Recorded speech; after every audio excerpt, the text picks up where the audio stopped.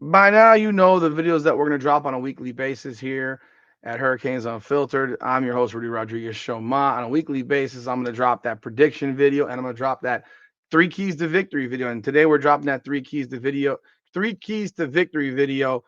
Here we are, Hurricanes Unfiltered, powered by Come On Now, the podcast. If you haven't done so yet, hit the like button, and subscribe to the channel, ring that bell, leave a comment, let me know your thoughts. It is after midnight, so I'm dropping this video a little bit late. I'm so conditioned to these games being at 7 o'clock at night that I forgot. Oh shit, it's at 12 noon. So I need to drop this video right now because otherwise I'm not doing what I'm supposed to do for y'all. Provide you with this content that you find so interesting and exciting to listen to because my voice just brings you in. That's right. Let's go, Miami. We got SMU tomorrow. It is 12:37 right now. Today, in just about 11 and a half hours, we got University of Miami versus SMU, 12 noon start, 11 a.m. in Dallas. Miami has to win. Miami has to dominate. Miami has to show that it's real. Will that happen? We will find out. But if it doesn't happen, there'll be lots of blame to go around. And it's very, very simple when it comes to this game what the three keys to victory are. The three keys to the victory, to getting this victory and dominating this game. Because I cannot see Miami losing this game any other way other than one way. Turning the ball over. Turning the ball over. Clean game. Play a clean game. It's the most simple way to win this game. Play a clean game. No turnovers. Means no fumbles. That means no interceptions. That means make the right reads, make the right plays, protect the ball, protect the ball, protect the ball. But at the same time, you can't just hand the ball off and give it a 3 yards in a cloud of dust type of thing. You have to be aggressive. You have to take advantage of opportunity. You have to exploit the weaknesses of SMU. It's very, very simple. Exploit those weaknesses. But the first key, which I think is a key in almost any game, is the turnover game. You have to win the turnover game. You cannot turn the ball over. You have to be clean with the ball. You were in a road environment. SMU's gonna be going crazy today. In Dallas, they're gonna be going crazy. I'm sure the stadium will be full. This might be the biggest game that they've had at SMU in years. I'm guessing it's probably the biggest opponent that SMU's played in forever. So critical, critical, critical. Take care of the ball. Do not turn it over. If you do that, there's no way that Miami loses this game. There's no way. Miami doesn't turn the ball over. Miami's going to win this game. How much they win by, I don't know. But if you don't turn the ball over, Miami wins this game absolutely without question, no thoughts or anything about it, because it means you're not giving SMU any extra possessions. It means that SMU's crowd is being held relatively quiet.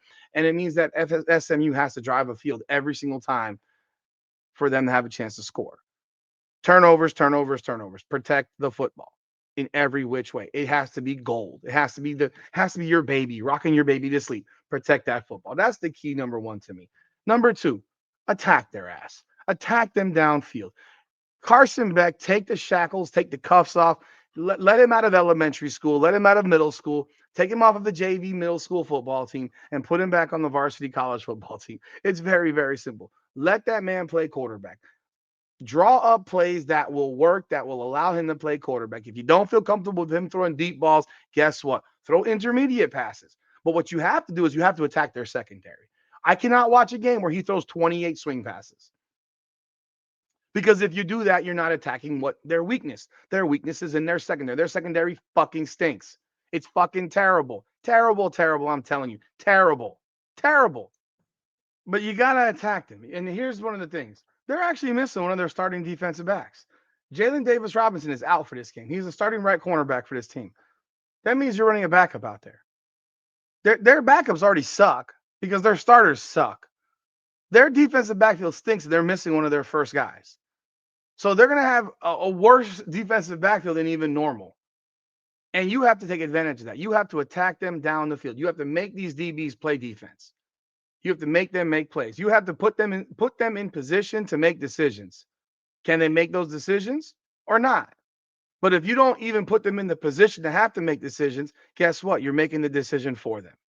You have got to attack them, and you have to attack them the entire game. We cannot see 28 swing. Like I said, we cannot see 28 swing passes or screen passes because that won't put those guys in a position. I'm gonna be real. I don't know how well they tackle. I know they can't cover. I know they can't cover. Their defense stinks, so I presume they can't tackle. I presume that they can't tackle because defenses that give up 400 yards a game typically can't tackle because a lot of stuff that happens is broken tackles. But where you attack this team is you attack them downfield, mid-range and deep passes.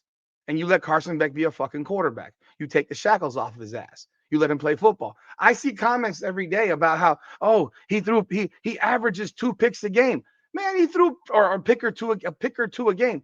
He's got multiple games with no picks. Multiple games with no picks.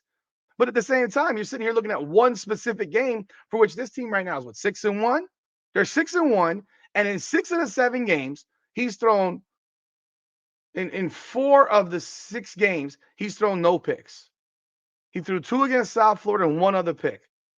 But he's thrown no picks in 4 of the 6 games that he's played at quarterback. Louisville, he threw 4. And you're holding Louisville and creating a new average about it based off of 1 game. You trust him so little based on 1 game. Make that make sense. That's so silly. It's so silly.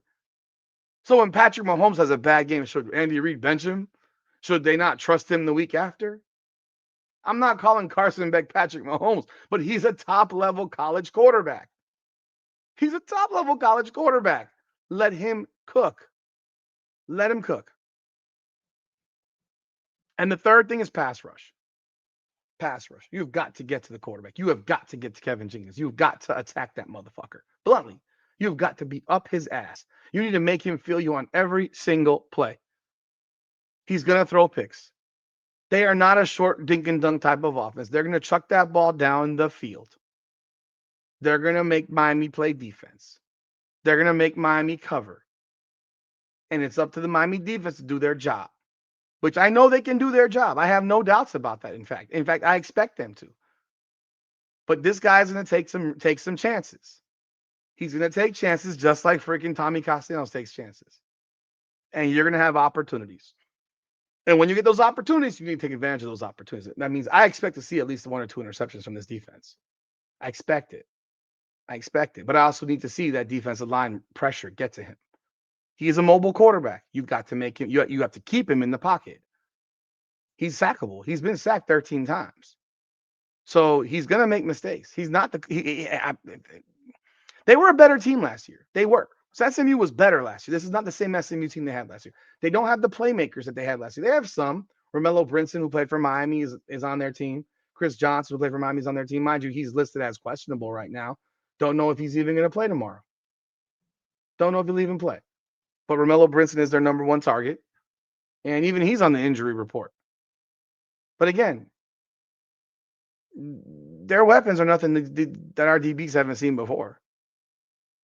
But your pass rush has to be on point. You have to get to that quarterback. Those are my 3 keys. Y'all let me know y'all thoughts in the comments. Seems like every week my 3 keys seem to be pretty on point as far as how the game goes. So that's all I got. Y'all let me know y'all thoughts in the comments. Let's go Canes. Let's get this job done. Again, like I said, I think Miami wins this game 45-10. I think Miami blows them out. And that's not being a homer. That's being someone that based on their skill level and talent. And if the right game plan is called, every other quarterback has chunked this team up.